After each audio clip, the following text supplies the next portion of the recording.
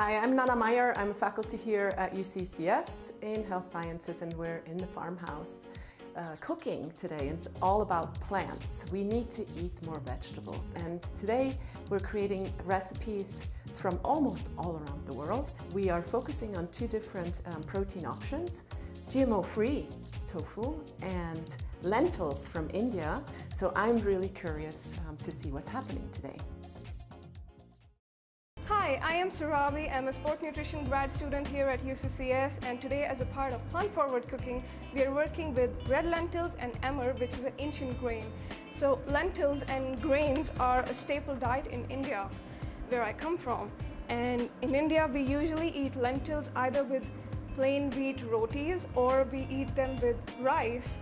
But if you substitute rice with emmer, you can get increased protein, increased folic acid, increased magnesium, manganese, selenium. A lot of benefits of substituting rice with emmer, and it's ancient grain. It has also been shown to be beneficial for people with gluten intolerance. We have some boiled emmer here. We're gonna add some greens to it. We have fresh turnip greens. Let me put some oil on the pan before.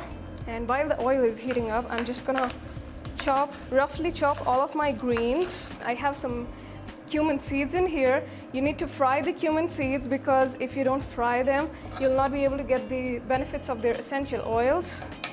For my spices, I have some cumin seeds, I have coriander powder, I have turmeric, cloves, some red chili powder, and salt. It's beginning to crackle, so I'm gonna add my greens to this and let them cook for a while.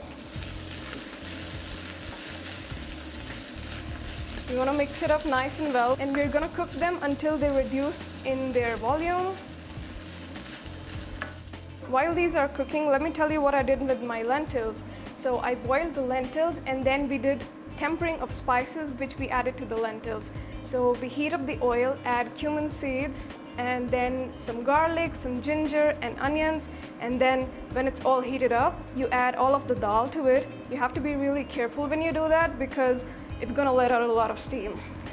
And then you mix it up nice and well and let the dal thicken up, and when it's thickened up, it is ready for eating. One serving of dal gives you 13 grams of protein. While my greens are beginning to shrivel up, I am gonna add my emmer to this.